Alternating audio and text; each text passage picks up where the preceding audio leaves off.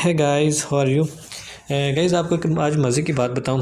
क्या आपको twin telepathy का पता है? इसका मतलब अगर ट्रांसलेशन इसकी हिंदी में की जाए तो इसका मतलब है कि वो दो लोग जो एक ही टाइम पर पैदा हुए होते हैं, यानी कि आम भाषा में आप इसको जुड़वा समझ लो।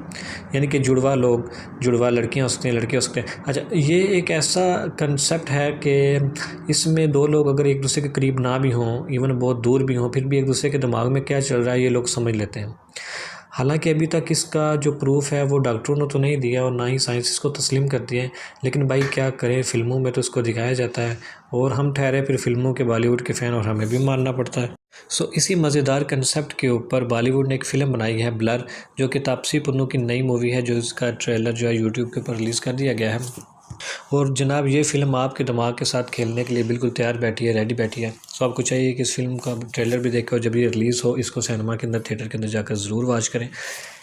इस तरह के कंटेंट बॉलीवुड के अंदर बड़े कम बनाए जाते हैं। ये मैं मानता हूँ ये बड़ा एक यूनिक कंसेप्ट है कंटेंट जो कि बॉलीवुड के अंदर बनाया गया है, लेकिन ये ओरिजिनल नहीं है। ये भी एक रीमेक बॉलीवुड की फ़िल्म है। ये एक स्पेनिश फ़िल्म है, जूलिया आइज़। ये उसका जो है वर्जन, नया वर्जन बनाया गया है इसको रीमेक करके। अगर इस मूवी को देखने के बाद आपको कुछ क्रेडिट देना हो तो प्लीज़ उस मूवी को दीजिएगा, इसको नहीं। बॉस, मूवी की जो कहानी है वो बड़ी ज़्यादा इंटरेस्टिंग है, चलिए आपके साथ शेयर करते हैं। बॉस, होता यूँ है कि ये दो बहनें हैं जो जुड़वा, इनमें से एक तो मुंबई में रह रही होती है और दूसरी थोड़ी सी फासले पर। जो मुंबई में बहन रह रही होती है उसको एक दिन रात को अपनी गली के अंदर बहुत घुटन महसूस होता है और वो फ़ौरन अपनी दूसरी वाली बहन को कॉल मिलाती है, लेकिन वहाँ से चूँकि जवाब मौसूल नहीं होता। और जब नैनीफल के तौर पर जब उसके घर का दरवाज़ा तोड़ा जाता है तो आगे से उसकी लाश मिलती है जनाब, पंखे से झूलती हुई। यानी कि वो सुसाइड कर चुकी है या उसका मर्डर हो चुका है, अभी तक इसका कुछ पता नहीं। और सबसे ज़्यादा मज़े की बात यह है कि वो जो लड़की मरी है वो उसकी आंखों से ना देखने वाली उसको बीमारी, यानी कि वो आंखों से अंधी हो चुकी थी और वो एक डोनर की तलाश में थी जो उसको अपनी आंखें डोनेट कर सकता।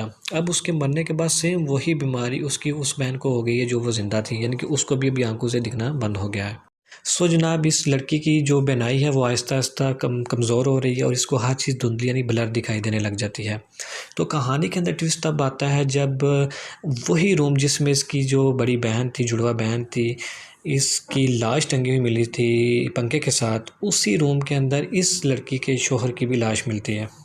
इन शॉर्ट अगर आपको मैं यहाँ पे बताऊँ तो ये दोनों सुसाइड नहीं थे बल्कि मर्डर थे, जिसका अभी तक किसी को कुछ पता नहीं चला। लेकिन मर्डर तो हुआ है भाई, और मर्डर जो है वो आज़ादी से बाहर घूम रहा है, जिसका किसी को कोई पता नहीं।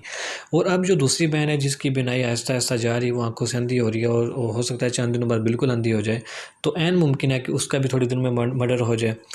इस कहानी को बहुत ही यूनिक तरीके से बनाया गया है जो कि आपको बहुत ज़्यादा अच्छी लगी होगी। वो इसलिए कि इसकी जो ओरिजिनल वर्जन है जो कि स्पेनिश में जूलिया आइज़ के नाम से है, वो बहुत ही ज़्यादा यूनिक तरीके से इसका कंटेंट जो है फ़िल्म के अंदर डाला गया, इसकी स्टोरी को बनाया गया है जो कि एकदम दिमाग को हिला कर रख देने वाली है।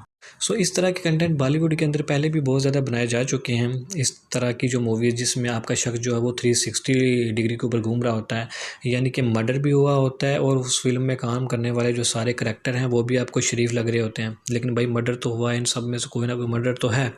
तो इसी कंसेप्ट के ऊपर ये भी मूवी बनाई गई है कि ये जब आप मूवी देखें आपको लगेगा कि यार कोई ना कोई तो मर्डर है, लेकिन वो कौन है यानी कि आप उसको पकड़ नहीं पाएंगे। यानी कि पूरी स्टोरी जो है लास्ट तक आपको अपने साथ खींच कर लेके जाएगी। और नेगेटिव में पहला जाएगा इस फिल्म के जो स्टोरी बार बार चेंज होती है, यानी कि कुछ सीन्स ऐसे हैं जो कि इनको SIM to SIM copy paste नहीं करनी चाहिए।